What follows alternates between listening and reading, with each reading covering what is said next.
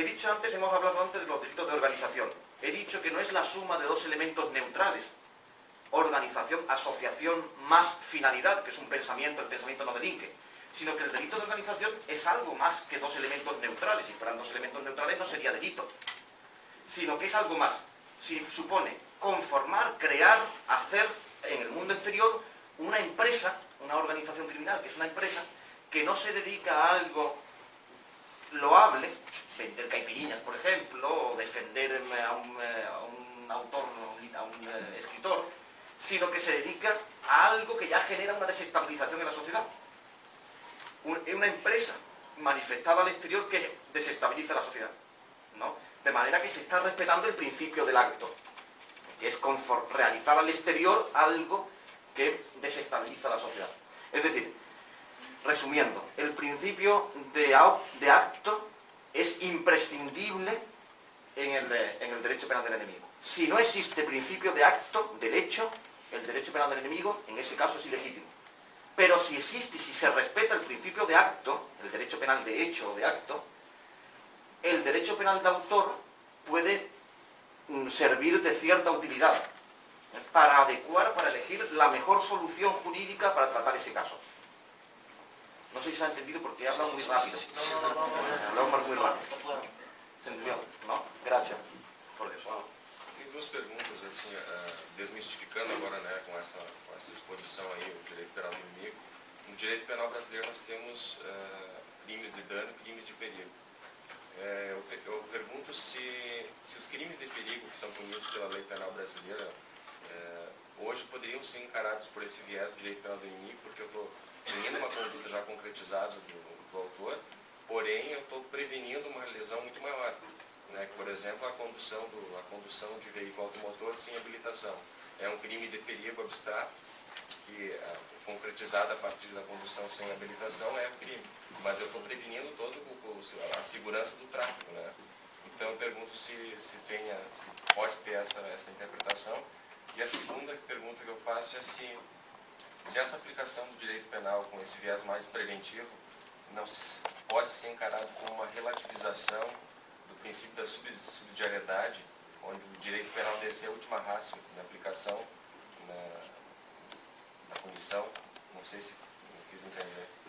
Le agradezco, sí. Le agradezco las dos preguntas porque son muy interesantes. La primera, derecho penal de riesgo, derecho penal de peligro. El derecho penal de riesgo, o el derecho penal de peligro, ¿no? Delitos de peligro, abstracto, concreto, existen además una tercera categoría de la que habla un profesor español, el profesor Torío, delito de peligro hipotético, le llama él, ¿no? Bien, esta categoría de delito de peligro, en verdad, se relaciona con el derecho penal del enemigo, pero es una categoría más amplia, es un concepto más amplio. Es decir, dentro del derecho penal de riesgo, de los delitos de peligro, existen delitos que son también ejemplos de derecho penal del enemigo. Y además, en el Código Penal Español actual hay algunos que son derecho penal del enemigo ilegítimos, a mi juicio. Existen, se aplican, pero a mi juicio no respetan el mínimo principio del hecho, el principio de ofensividad. Por ejemplo, en el año 2007 se introdujo en el Código Penal Español una reforma sobre los delitos de tráfico que usted ha citado, ¿no? Los delitos de circulación vial, ¿no? Esta reforma se ha vuelto a reformar por segunda vez el año pasado, 2010. Es decir, es una materia que se ha reformado en 2 ocasiones en 4 años. Y se han creado algunos delitos, por ejemplo, el delito de conducción a velocidad amplia. ¿Qué significa esto? Es delito ahora en España, es delito conducir a una determinada velocidad. Por ejemplo, cuando se supera 60 kilómetros en ciudad, más de 60 más de lo permitido en ciudad y más de 80 más en carretera. Por ejemplo, en Sevilla la circulación máxima en cualquier ciudad, por ejemplo en Sevilla, mi ciudad, es 50 kilómetros por hora. Si se supera en 60 más, 50 más 60, 110, si se conduce a 110, 111 en la ciudad, es automáticamente delito.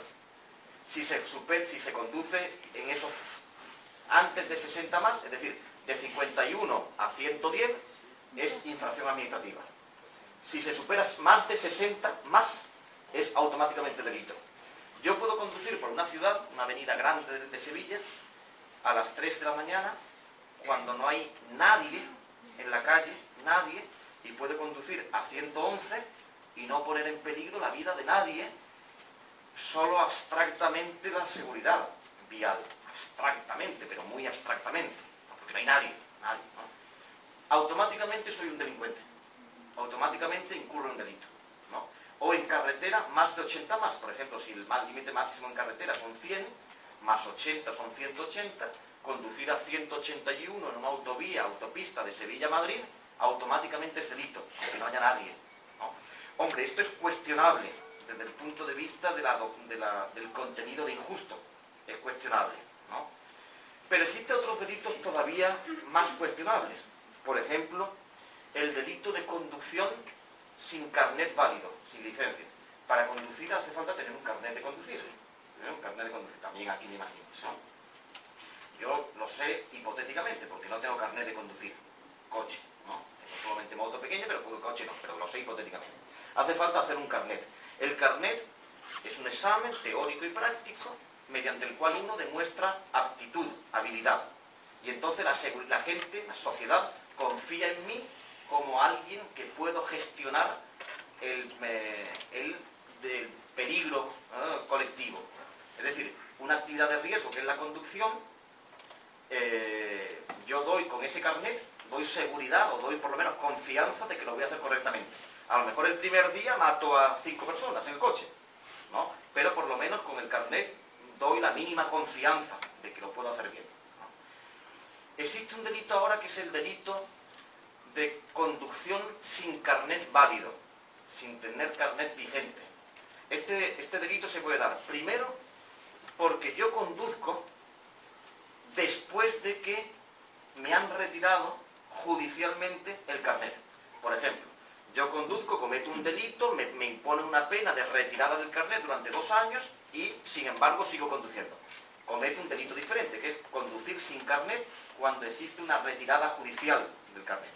Segunda posibilidad, cuando me retiraron el carnet, conduzco después de que me han retirado el carnet se llama carnet de puntos, porque me han retirado los puntos por infracciones administrativas. Aparco siempre, todos los días, de manera incorrecta. Y entonces me pierdo los puntos del carnet, que son 12 puntos creo, y sigo conduciendo. No cometí delitos, solamente aparqué mal todos los días, porque no podía aparcar en otro sitio. Vale. Ahí he demostrado, digamos, que mi confianza ya no es muy confiable, ¿no? Pero tercera posibilidad, yo conduzco coche, por ejemplo, en mi caso es un buen ejemplo, yo no tengo carnet de coche y sin embargo conduzco un coche. A lo mejor puedo ser Ayrton Senna, ¿no? O sea, un magnífico conductor, ¿no? Muy experimentado, ¿no? Que sé conducir muy bien, ¿no? Pero no tengo carnet, no obtuve el carnet. Bien, aunque yo no haya infringido ninguna norma del tráfico, aunque conduzca a la velocidad permitida, aunque siempre aparque correctamente, si yo conduzco sin carnet porque nunca lo obtuve, soy un delincuente. En este caso, si los delitos son delitos de peligro contra la seguridad, yo no manifiesto peligro, lo contrario, manifiesto seguridad, porque yo no he infringido ninguna norma del tráfico. La única norma que infringí fue que no obtuve el carnet, es una cuestión administrativa. Pero esa omisión administrativa de un trámite administrativo se eleva a categoría de delito. Esto es constitucionalmente muy cuestionable, porque aquí no existe un contenido de injusto, no existe un peligro para la seguridad vial, no existe creación de inseguridad vial, sino que existe presunción de que el sujeto que conduce sin carnet va a crear inseguridad. Yo presumo que como no tiene carnet es un peligro al volante. Pero esto es una presunción no real. El derecho penal no se puede fundamentar en presunciones de este tipo, sino en pruebas.